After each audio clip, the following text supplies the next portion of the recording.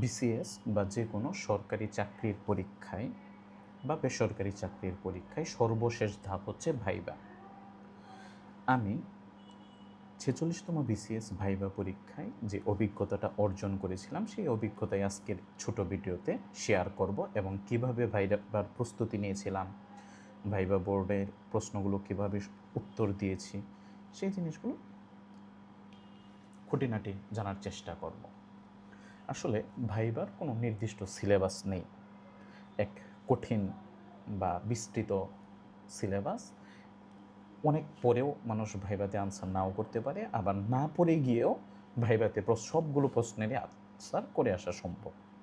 এটা টোটালটাই নির্ভর করে হচ্ছে আসলে নিজের পূর্ব অভিজ্ঞতা, জ্ঞান এবং উপস্থাপন কৌশল কেমন এই বিষয়গুলোর উপর। আমি ৪৬তম বিসিএস হচ্ছে আমার প্রথম বিসিএস পরীক্ষা। ২০২৩ সালে মে মাসে বুয়েট সিএসসি থেকে গ্র্যাজুয়েশন কমপ্লিট করার পর এটাই প্রথম সার্কুলার, মানে বুয়েটের যে ১৭ ব্যাচ তারা আমরা এই বিসিএসটাই পেয়েছিলাম প্রথম হিসেবে। আর এর মাঝে আমি হচ্ছে অ্যাসিস্ট্যান্ট ইঞ্জিনিয়ার হিসেবে পাওয়ার গ্রিড বাংলাদেশ পিএলসিতে যোগদান করেছি। আর ৪৬তম বিসিএসে প্রশাসন ক্যাডারে সুপারিশপ্রাপ্ত হয়েছি। বিসিএস ভাইবার জন্য আমার মূল প্রস্তুতি ছিল আসলে কিছু বই কালেক্ট করে পড়া। এর ভিতরে উত্তরণের ৩ সেট বই, মানে ৩টা বইয়ের একটা সেট পাওয়া যায়। এই ৩ সেট বইয়ের ভিতরে একটা হচ্ছে রিয়েল ভাইবা অভিজ্ঞতা, একটা হচ্ছে ক্যাডার ভিত্তিক তথ্যাবলী, আর হচ্ছে গুরুত্বপূর্ণ তথ্যাবলী। তো আমি মূলত হচ্ছে রিয়েল প্রশ্নগুলো আর হচ্ছে ক্যাডার ভিত্তিক যে তথ্যাবলী এই দুইটা বই ফলো করেছিলাম। আর গুরুত্বপূর্ণ তথ্যাবলীটা আসলে অনেক বড়, প্রিলির সিলেবাসটাই আমার কাছে মনে হয়েছে, যার কারণে খুব একটা এক নজর হয়তো উল্টানো হয়েছে। এর পরবর্তীতে হচ্ছে বিসিএস ভাইবা ব্যাটেল। এই বিসিএস ভাইবা ব্যাটেল বইটাও মোটামুটি ভালো, উত্তরগুলো না থাকলে মানে অনেক বেশি গুছানো না হলেও মোটামুটিভাবে প্রতিটা প্রশ্ন বা ক্যাডার ভিত্তিক প্রশ্নগুলো পড়ে গেলে বা উত্তরগুলো নিজে সাজিয়ে গেলে খুব ভালো করা যায়। আরেকটা ছিল confidence BCS viva, confidence BCS viva. তো এই 3টা বই মূলত উলটপালট করা হয়েছিল 10 দিনের মতো বা 7 থেকে 10 দিন।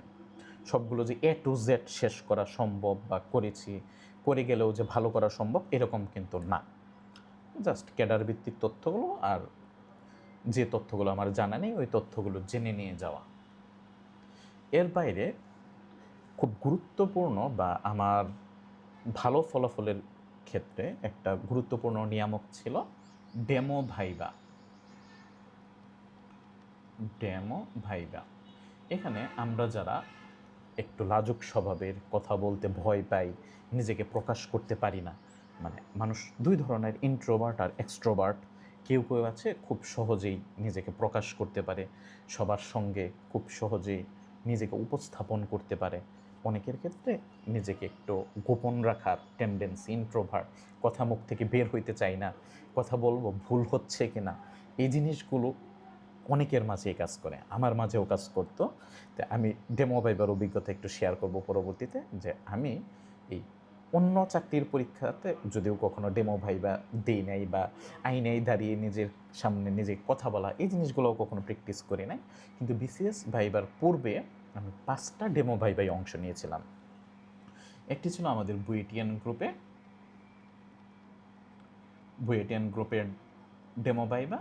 ওইখানে অংশ নিয়ে আমি বুঝতে পারছি যে আমার প্রিপারেশন তো আসলে খুব ভালো হচ্ছে না, বা আমি একদিন আগে প্রিপারেশন শুরু করেছি, ডেমো ভাইবে অংশ নিয়েছি, অনেক কিছুই আমার অজানা বা আমি নিজেকে প্রকাশ করতে পারছি না। এই জিনিসটা প্রথম ক্যাচ করলাম যে এখানে আমাকে আরও ভালো নিজেকে রিপ্রেজেন্ট করতে হবে। পরবর্তীতে আমি হচ্ছে বিসিএস ভাইবা অনুশীলন, বিসিএস ভাইবা অনুশীলন তাদের পেইড গ্রুপে ছিলাম এবং তারা 3টা ডেমো ভাইবা নিয়েছিল 14 1,400 টাকার বিনিময়ে। তো এই ভাইভাগুলো খুবই কার্যকরী ছিল যে আমি প্রথম ভাইভাতে একটা মার্কস পেয়েছি, দ্বিতীয় ভাইভাতে কীভাবে আরেকটু ভালো করা যায়, তৃতীয় ভাইভাতে কীভাবে আরেকটু ভালো করা যায়, এই জিনিসটা নিজের কাছ থেকে নিজে একটা তাগিদ অনুভব করে নিজের পড়াটাকে গুছিয়ে নেওয়ার একটা সুযোগ ছিল। বা অন্যের সামনে যখন বিভিন্ন ব্যক্তিদের সামনে নিজেকে প্রেজেন্ট করতেছিলাম, তখন আমার সাহসটা একটু বেড়েছে। আর লাস্ট হচ্ছে উত্তরণে অফলাইন ভাইভা। ঢাকা বকশীবাজার ব্রাঞ্চে তারা হচ্ছে অফলাইন ভাইভা নিয়ে থাকে।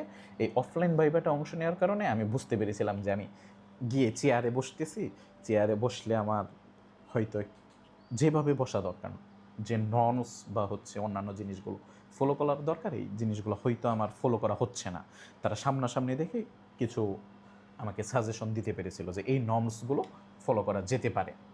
তো এইটাই ছিল আমার মূলত প্রস্তুতি, যে আমি হচ্ছে 3 সেট বই কিনে উত্তরণ, বিসিএস ভাইভা ব্যাটেল এবং কনফিডেন্স বিসিএস ভাইভা, এই 3টা বই কিনে এক নজর হালকা উলটপালট করেছি, ক্যাডার ভিত্তিক তথ্যগুলো দেখেছি। যেহেতু আমার হচ্ছে অ্যাডমিনিস্ট্রেশন বা প্রশাসন ক্যাডারটা প্রথম চয়েস ছিল, এই অ্যাডমিনিস্ট্রেশন রিলেটেড নলেজগুলোই শুধু দেখে গিয়েছি। আর নিজের সম্পর্কে বা বিগত সালের রিয়েল কোয়েশ্চেনগুলো অ্যানালাইসিস করে এগুলোর আনসার আমি কিভাবে দিতাম, এই জিনিসগুলো একটা ছোটোখাটো ব্রেকডাউন করে নিয়েছিলাম।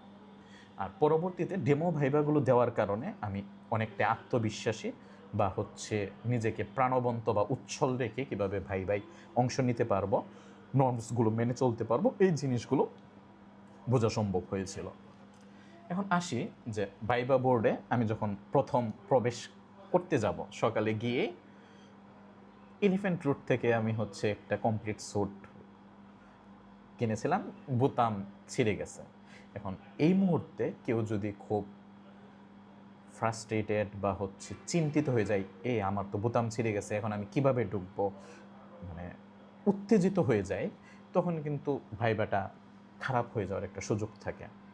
তো আমার বোতাম ছিঁড়ে গেছে, তার মানে এটা তো একটা অড সিচুয়েশন। তো অড সিচুয়েশন সামনে ভাগ্যক্রমে হচ্ছে মুচি, যারা হচ্ছে জুতা সেলাই করে, ওনার কাছ থেকে বললাম যে এটা কি সেলাই করে দেওয়া যাবে কিনা। তো উনি সেলাই করে দিল, আমি এটা নিয়ে ভাইবা দিয়েছি। তো যে কোনো পরিস্থিতিতে আমরা ট্রাফিক জ্যামে পড়তে পারি, অথবা কাপড় ছিঁড়ে যেতে পারে, প্যান্টও ছিঁড়ে যেতে পারে, বিভিন্ন যে কোনো পরিস্থিতিতে যে কোনো অবস্থার সম্মুখীন হই না কেন, মাথা গরম করা যাবে না, উত্তেজিত করা যাবে না, এগুলোকে ঠান্ডা মাথায় ট্যাকেল দিতে হবে। মানে উপায় একটা না একটা বের হবে, কিন্তু উত্তেজিত হওয়া যাবে না। পরবর্তীতে ওইখানে দৈব চয়ন ভিত্তিতে হচ্ছে লটারি সিস্টেমে বোর্ড সিলেকশন করা হয়। আমার বোর্ড ছিল বিজ্ঞ সদস্য চৌধুরী সাইমা ফেরদৌস ম্যাম খুবই ভালো মানুষ। প্রথমে এসেই বললেন যে তোমরা যা পড়ে এসেছো তা ভুলে যাও, আমরা এখন আর গতানুগতিক বিসিএস ভাইবা নিব না, গতানুগতিক বিসিএস ভাইবা নিব না। আমরা হচ্ছে আপনারা এই জীবনে যা যা পড়েছেন, ওই জিনিসগুলো আপনাদের কাছ থেকে আপনাদের দেখে, যেহেতু তারা অনেক বিজ্ঞ অভিজ্ঞ অনেক স্টুডেন্ট পড়িয়েছেন, মানুষকে দেখে অনেক কিছু জাজ করতে পারেন যে আপনার প্রেজেন্টেশন বা হচ্ছে আপনার জীবন থেকেই আপনার প্রশ্নগুলো করা হবে। মোটামুটি এই জিনিসগুলো উনি আত্মস্থ করেছেন এবং গদবাঁধা কোয়েশ্চেনগুলো উনি করবেন না এই বিষয়ে একটা নিশ্চয়তা দিয়েছেন। তো ওইখানে আমার পজিশন ছিল হচ্ছে মানে 15 জন, যেহেতু একটা বোর্ডে ভাইবা দিচ্ছিল, 8 সিরিয়াল 8। তো অনেকেই দেখেছিলাম ওইখানে প্যানিক হয়ে যাচ্ছিল বা হচ্ছে ভয়ে মানে হাত জড়ো রেখে বিভিন্ন পড়াশোনা করছে বা মানে পূর্বের পড়াগুলো মনে আনার চেষ্টা করছে। এই জিনিসগুলো ওইখানে আসলে না করাই ভালো। যত বেশি হচ্ছে আমরা মানে নর্মাল থাকতে পারবো, উচ্ছল থাকতে পারবো, প্রেশার কম নিতে পারবো, তত বেশি নিজেকে প্রেজেন্ট করতে পারবো। তো এক্ষেত্রে আমার একটা ভালো টিপস থাকবে, গুরু গম্ভীর না থাকা এবং কোনো প্রেশার না নেওয়া। আমি এমনিতে মানুষের সাথে মিশি একটু কম, কিন্তু ওই দিন সবার সাথেই আমি নর্মাল আলোচনা, কে কোথা থেকে এসেছি, আমাদের পড়াশোনার ব্যাকগ্রাউন্ড কী, ওইগুলো জানার চেষ্টা করতেছিলাম, যাতে আমার মাথায় কোনো প্রেশার না থাকে, সবার সাথে প্রথম বন্ধুত্ব করার মতো আলাপ আলোচনা করে নিজেকে একদম প্রাণবন্ত রাখার চেষ্টা করেছি। তো বোর্ডে যখন প্রবেশ করেছি, ম্যাডাম আমাকে বসতে বললেন। বসার পরে ফার্স্ট যে কোয়েশ্চেনটা উনি করেছেন, সাধারণত গতানুগতিক কোয়েশ্চেনে হয় ইন্ট্রোডিউস ইউর সেলফ, আপনার পরিচয় দিন। তা আমার পরিচয় আমি খুব সুন্দর করে অনেক আগে থেকে গুছিয়ে রেখেছিলাম। ওই জিনিসগুলো থেকে না করে সরাসরি ফার্স্ট কোয়েশ্চেন, যে বুয়েটে তো অনেক পড়াশোনার প্রেশার, স্বাভাবিক। মেডিকেল, ইঞ্জিনিয়ারিং বা পাবলিক বিশ্ববিদ্যালয় অথবা প্রাইভেট বিশ্ববিদ্যালয়ে প্রতিটা সাবজেক্টেই ভালো পরিমাণ প্রেশার থাকে। আর ইঞ্জিনিয়ারিং বা মেডিকেল বা যে কোনো কঠিন সাবজেক্টে প্রেশার তো অনেক বেশি। তো বুয়েটে তো অনেক পড়াশোনার প্রেশার। পড়াশোনার বাইরে আপনি কোন কোন ক্লাবে জড়িত ছিলেন, ক্লাব বা সংগঠনে জড়িত ছিলেন। ফার্স্ট কোয়েশ্চেনেই কিন্তু কিছু ট্রিকি। এখানে সংগঠন বলতে রাজনৈতিক সংগঠন, না হচ্ছে সাংস্কৃতিক সংগঠন, না যে কোনো কার্যক্রম ভিত্তিক সংগঠন, কোন ক্লাবে জড়িত ছিলেন। তখন আমি বুয়েটের কিছু ক্লাবের সদস্য ছিলাম। BUET entrepreneurship development club, BUET career club, BUET math club, এই ক্লাবগুলোর বুয়েট নিউক্লিয়ার ক্লাব, এরকম কিছু কিছু ক্লাব ছিল। এই 4-5টি ক্লাবের নাম বললাম। এগুলোতে আমি সদস্য ছিলাম, কিন্তু হয়তো অ্যাক্টিভ মেম্বার ছিলাম না। কিন্তু যেহেতু ক্লাবের সদস্য ছিলাম, ওই হিসেবে এই সংগঠনগুলোর নাম বলেছিলাম। পরবর্তীতে কোন সংগঠনে সবচেয়ে বেশি দিন কাজ করেছেন, কি কি দায়িত্ব পালন করেছেন, তা আমি যেহেতু বুয়েটিয়ান লাইফে ওই সংগঠনগুলোতে যেটুকু টাইম দিয়েছি, এর চেয়ে বেশি সময় দিয়েছিলাম Phulpur honours student welfare association.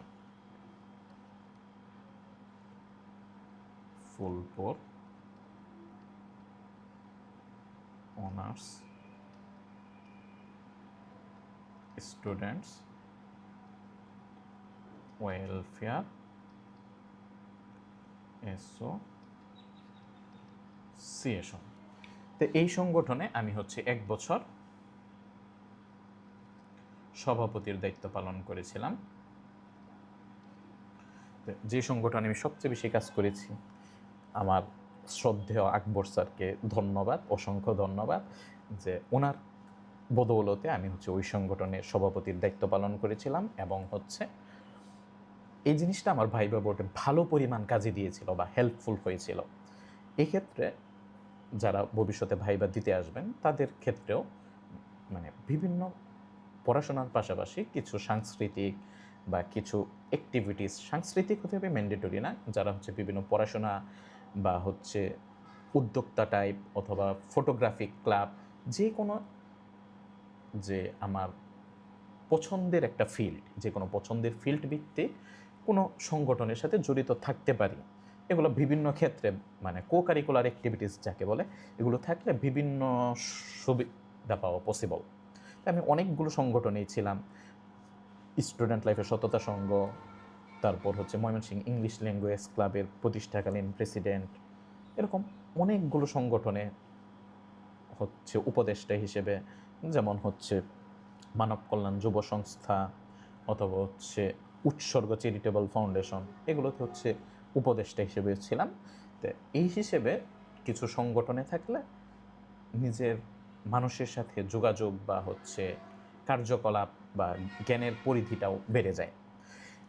তো এটা ছিল আমার উত্তর, যে ফুলপুর অনার্স স্টুডেন্ট ওয়েলফেয়ার অ্যাসোসিয়েশনে আমি 1 বছর সভাপতির দায়িত্ব পালন করেছি এবং সবচেয়ে বেশি দিন কাজ করেছি। তো এইখানে আমি কি কি দায়িত্ব পালন করেছিলাম, এগুলো জাজমেন্ট, যে তুমি ছিলা, কি করছো, তুমি যদি বলতে পারো তার আসলেই তুমি ছিলা। ওইখানে তো চোখ দেখে বা তোমার প্রতি উত্তর, একটা প্রশ্ন করেছি, এখান থেকে প্রতি প্রশ্ন বা রিপিট আরেকটা প্রশ্ন করে ওই জিনিসগুলোকে নিয়ে আসা, যে আসলেই সে যা বলেছে এই জিনিসগুলো সত্য কিনা, যে তুমি এখানে কি কি দায়িত্ব পালন করেছ। তো আমি এখানে যে যে দায়িত্বগুলো পালন করেছিলাম, এগুলো নববর্ষ উদযাপন, পিঠা উৎসব, ফল উৎসব, বার্ষিক নৌকা ভ্রমণ, হাওর ভ্রমণ, তারপর নবীনবরণ, যে সকল শিক্ষার্থীরা নতুন করে অনার্সে ভর্তি হয় পাবলিক বা প্রাইভেট বিশ্ববিদ্যালয়গুলোতে, তাদেরকে নবীনবরণ দেওয়া হয়। আবার বিভিন্ন পরীক্ষার পূর্বে অনার্সের বিভিন্ন পরীক্ষার পূর্বে তাদেরকে শিক্ষা উপকরণ বিতরণ করা হয়। এই কার্যক্রমগুলোর কথা বলেছিলাম। তারপরে প্রশ্ন ছিল সংগঠনে কাজ করতে গিয়ে আপনি নতুন কি উদ্যোগ নিয়েছেন।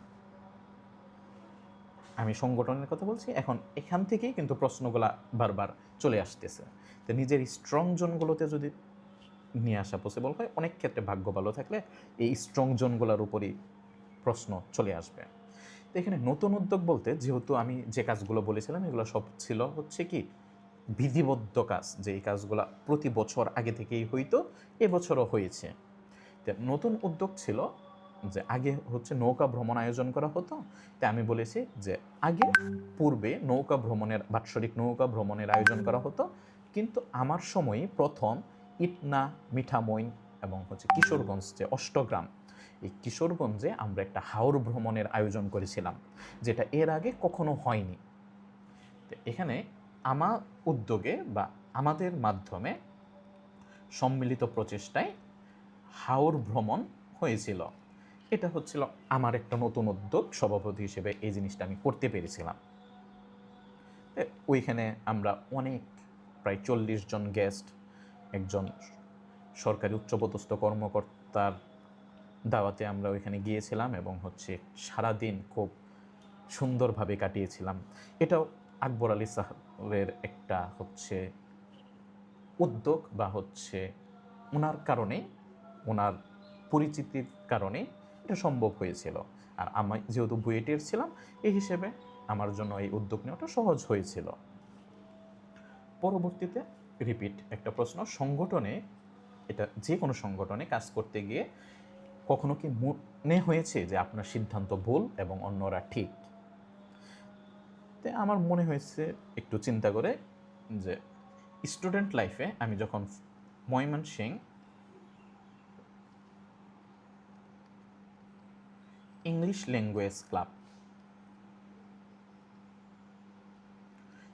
ল্যাঙ্গুয়েজ ক্লাবের প্রেসিডেন্ট হিসেবে একটি ইংলিশ অলিম্পিয়াডের আয়োজন করেছিলাম। তখন তো আমাদের কোনো ফান্ড নেই, পুরস্কার বিতরণ করতে হবে। স্টুডেন্টদের কাছ থেকে আমরা 10 টাকা রেজিস্ট্রেশন ফি এবং হচ্ছে আঞ্চলিক যে শিক্ষক মহোদয় আছেন তাদের কাছ থেকে চাঁদা ধরে আমরা একটা ফান্ড কালেক্ট করি, এখান থেকে আমরা হচ্ছে পুরস্কার বিতরণ করি।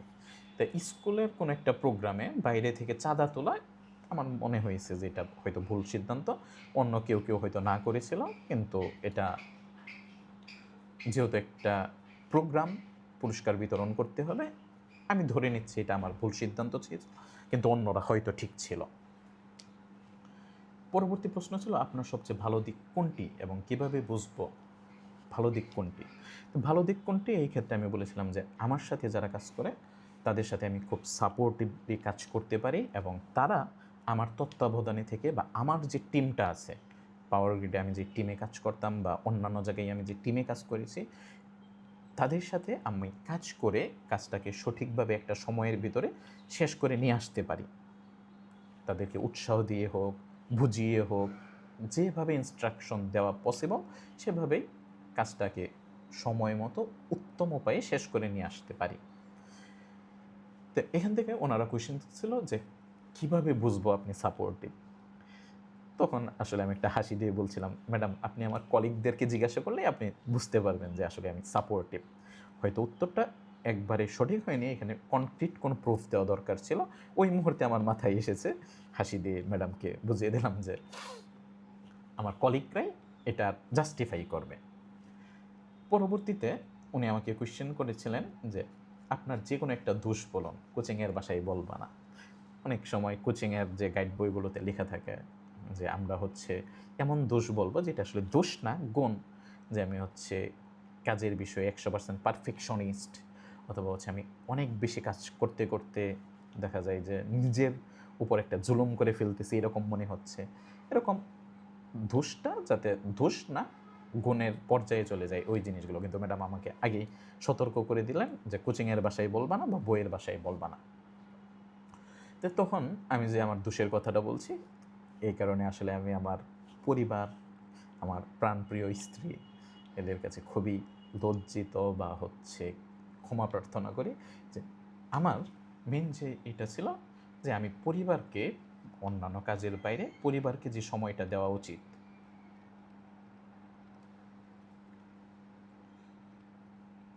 যথোপযুক্ত যে সময়টা দেওয়া উচিত, সেই সময়টা দিতে পারি না। পরিবার যেহেতু আমাদের সামাজিক জীবনে খুবই গুরুত্বপূর্ণ একটা অংশ, পরিবারের সবারই একটা চাহিদা আছে একটা সময় দেওয়া। তো আমি আমার জাজমেন্টে যে সময়টা দেওয়া দরকার এই সময়টা হয়তো আমি দিতে পারছি না। ম্যাডাম এটা শুনে একটু হেসে দিল। উনিও বা যারা আসলে কাজের মগ্ন থাকে তারা সবাই পরিবারকে আসলে কম সময় দিতে পারে, এটা ছিল একটা দোষ। এরপর হচ্ছে আপনি নিজে থেকে কোনো সমস্যার সমাধান করেছেন কিনা। আমি নিজে থেকে কি সমস্যার সমাধান করেছি তখন চিন্তা করলাম যে বুয়েট লাইফে আমি যখন থিসিস করি 4th ইয়ারে, তখন আমি এবং আমার বন্ধু সাফায়েত আমরা হচ্ছে একটা অ্যাপস বানিয়েছিলাম, PODD, pragmatic organisation dynamic display. Pragmatic organisation dynamic display এটা হচ্ছে একটা অটিস্টিক পিপল, বিশেষ চাহিদা সম্পন্ন যে শিশুরা আছে তাদেরকে পড়াশোনা করানোর জন্য সিঙ্গাপুরের একজন হচ্ছে থেরাপিস্ট, ওনার তত্ত্বাবধানে আমরা একটা অ্যাপস ডেভেলপ করেছিলাম, অ্যান্ড্রয়েড অ্যাপস। এই পিওডিডিটার iOS ভার্সন ছিল। এই iOS বা অ্যান্ড্রয়েড যে ভার্সনটা, অ্যান্ড্রয়েড ভার্সনটা টাকা দিয়ে কিনতে হতো, যেটার কোনো ফ্রি ভার্সন ছিল না। তা আমরা দুইজনের মাধ্যমে এটার একটা গুগল ভার্সন, ফ্রি ভার্সন তৈরি হয়েছে, যেটা আসলে একটা সমস্যা অটিস্টিক পিপলদের শেখার ক্ষেত্রে যে সমস্যাগুলো বিদ্যমান ছিল এই সমস্যাগুলোকে সমাধান করতে সক্ষম হয়েছে। পরবর্তীতে ম্যাডাম আমাকে এক্সটার্নাল ওয়ান যিনি ছিলেন, দুইজন এক্সটার্নাল স্যার ছিলেন, তাদেরকে আসলে আমি চিনি না বা পরিচয়ও জানা নেই। স্যার একজন এক্সটার্নাল ওয়ান স্যারের কাছে পাঠিয়ে দিলেন বলতে হ্যান্ড ওভার করলেন এবং বললেন আপনি ওনার ইংলিশ টেস্ট নিন। এতক্ষণ যাবৎ আমার টোটাল ভাইবাটাই বাংলাই হচ্ছিল। এক্সটার্নাল ওয়ান যে স্যার ছিলেন উনি হচ্ছে আমাকে ইংলিশে প্রশ্ন করার জন্য চেয়ারম্যান স্যার ইনস্ট্রাকশন দিয়ে দিলেন। তো ওনার প্রশ্ন ছিল, have you made any apps or software at, name and function of this. আমি কী কী সফটওয়্যার বা অ্যাপস তৈরি করেছি। তো এখন পর্যন্ত আমি আমার বিভিন্ন ব্যবসায়িক বা হচ্ছে প্রয়োজনে কিছু কিছু সফটওয়্যার তৈরি করেছিলাম বা বুয়েটিয়ান লাইফেও কিছু কিছু অ্যাপস ডেভেলপ করা হয়েছিল। তো এগুলোর ভিতরে আমার গুরুত্বপূর্ণ একটা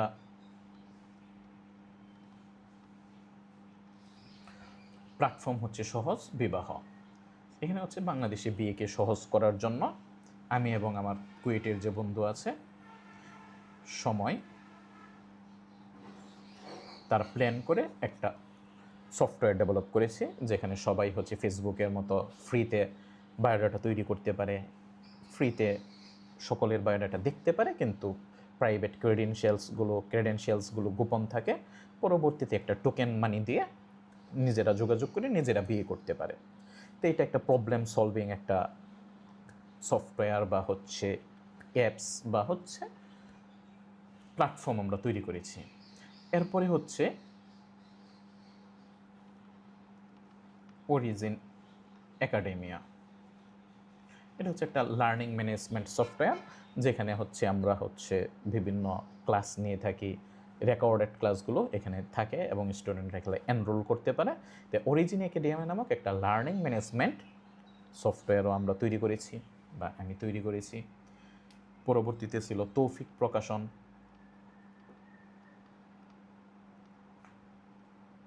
বা যেটা বলা যেতে পারে একটা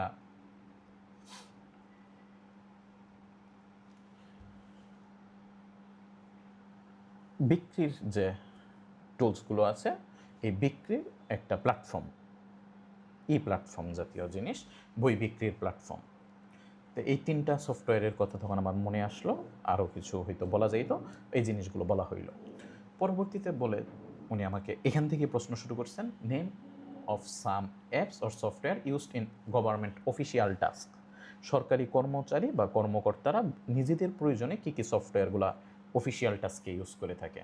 তাই আমি সবচেয়ে যে জিনিসটা ইউজ করে অভ্যস্ত ছিলাম এই দুইটা আমার মাথায় ছিল, ই নথি, ডি নথি, তারপর হচ্ছে মেইল সেবা, আমরা আরও কিছু মেল সেবা ইউজ করি, জিমব্রা, তারপর হচ্ছে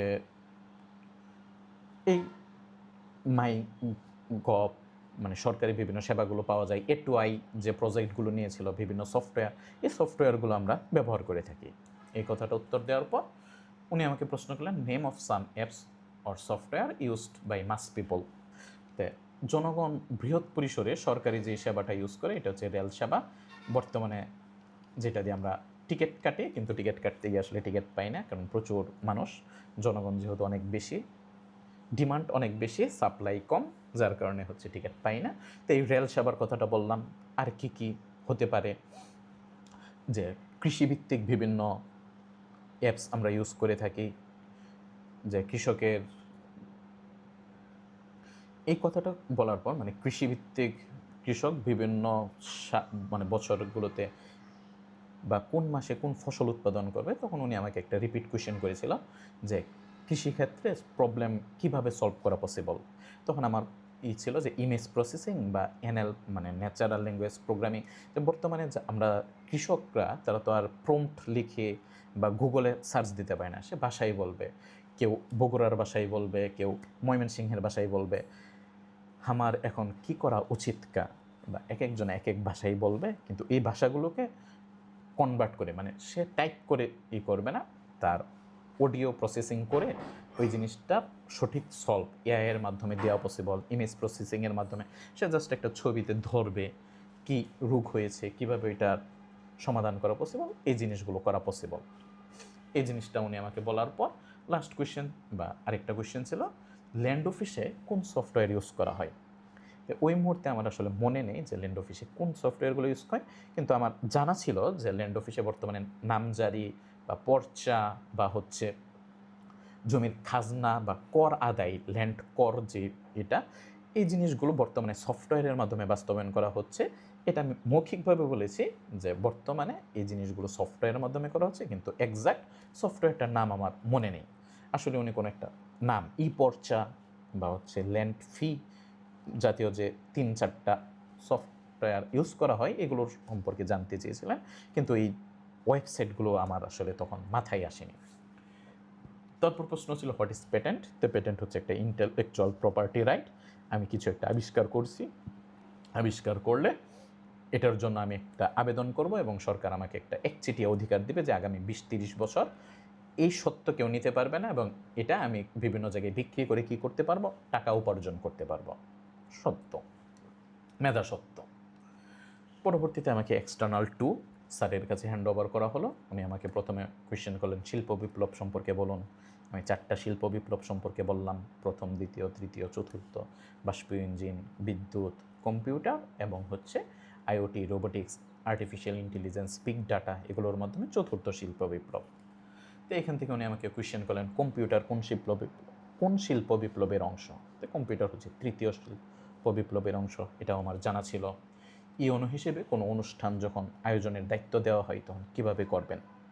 এটার উত্তরটাও যে খুব গুছানো ছিল তা না, কিন্তু একটা প্রোগ্রাম যখন আমি আয়োজন করি থাকি তখন কি একটা স্থান ঠিক করতে হবে, একটা উদ্দেশ্য ঠিক করতে হবে, কারা কারা ইনভাইটেড হবে, স্টেক হোল্ডার কারা থাকবেন, তাদের তালিকাবদ্ধ করতে হবে, তাদেরকে দাওয়াত পৌঁছাইতে হবে।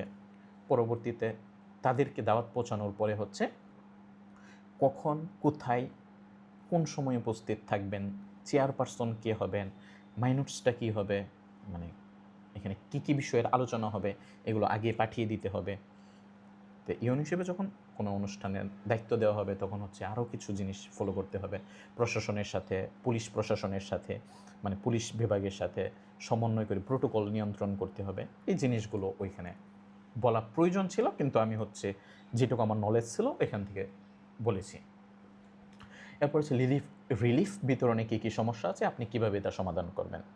তো রিলিফ বিতরণের যে সমস্যাটা হয় স্বজনপ্রিয়তা বা হচ্ছে দুর্যোগের পর যখন রিলিফ দেওয়া হয়, যারা আসলেই প্রয়োজন তারা না পেয়ে দেখা যাচ্ছে যাদের প্রয়োজন নেই বা পরিচিত গণ্ডির ভিতরে এটা বিলি হয়ে যাচ্ছে।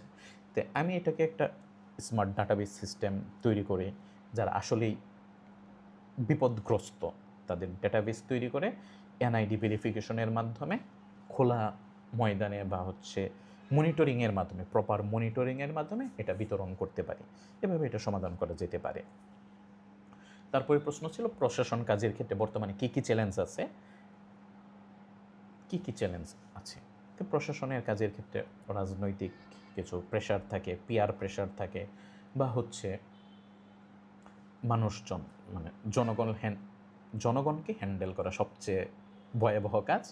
ডাক্তাররা যেরকম জনগণকে হ্যান্ডেল করে মায়ের বিভিন্ন সময় গণপিটুনির শিকার হচ্ছে, সেরকমভাবে প্রশাসনের ক্ষেত্রেও জনমানুষকে সন্তুষ্ট করা বা কখনোই শতভাগ মানুষকে সন্তুষ্ট করা পসিবল না। সরকার যতই ভালো কাজ করুক বা না করুক, 100% মানুষকে কখনোই সন্তুষ্ট করা পসিবল না। তো এই জিনিসটা যে গণমানুষকে সন্তুষ্ট করা বা তাদের তো জ্ঞান এই বিষয়ে যে একটা প্রসিডিউরের মাধ্যমে প্রশাসনিক কাজগুলো লালফিতা বা হচ্ছে একটা প্রশাসনিক স্টেপ ফলো করে যে কাজগুলো হয়, এই কাজগুলো সম্পর্কে তাদের আইডিয়া না থাকার কারণে সময় নিয়ে একটা চাপ থাকে। এগুলো হচ্ছে বর্তমানে প্রশাসনের কাজের একটা প্রেশার। এই প্রেশারগুলো কীভাবে মোকাবেলা করা যেতে পারে ডিজিটালাইজেশনের মাধ্যমে, সব কিছুই বর্তমানে আধুনিক তথ্য প্রযুক্তির যুগ, ইজিলি এগুলো করে ফেলা সম্ভব। এগুলো সম্পর্কে আমাকে একটু প্রশ্ন করলো, তারপর আমাকে বললো আসতে পারেন। আমি তাদেরকে সালাম দিয়ে বিদায় নিলাম এবং পরবর্তীতে আলহামদুলিল্লাহ আমি মেরিট পজিশনে 56। যদিও আমি খুব বেশি যে পড়াশোনা করেছি কখনোই না, মানে প্রিলি, রিটেন, ভাইবা এগুলোর জন্য খুবই কম প্রিপারেশন নিয়ে এটা আরেকদিন আমি শেয়ার করব। এবং এটা শুধু খেয়াল রাখবেন, আমার ওয়াইফের মতে আমি যে পাশ করছি, কিভাবে পাশ করছি, আসলে এই পড়াশোনা করে কেউ পাশ করে কিনা এটা নিয়ে অনেক সন্দিহান আছে। অল্প পড়াশোনা করেও ভালো করা সম্ভব। এক্ষেত্রে আপনার পূর্ব জীবনের মানে হচ্ছে ছোটোবেলা থেকে যে পড়াশোনার একটা ধারা, এই জিনিসটা যদি ভালো থাকে তখন আপনি অল্প পড়েও চাকরি পরীক্ষায় ভালো করতে পারবেন। এবং নিজের উপর আস্থা রাখবেন, বিশ্বাস রাখবেন, চেষ্টা করে যাবেন। ইনশাল্লাহ প্রথমবার না হোক, প্রথমবারেও আপনি সফল হতে পারবেন। প্রথমবার না হলে 7 বার চেষ্টা করবেন, রবার্ট ব্রুসের মতো চেষ্টা করে সফলতা নিয়ে আসবেন। ধন্যবাদ।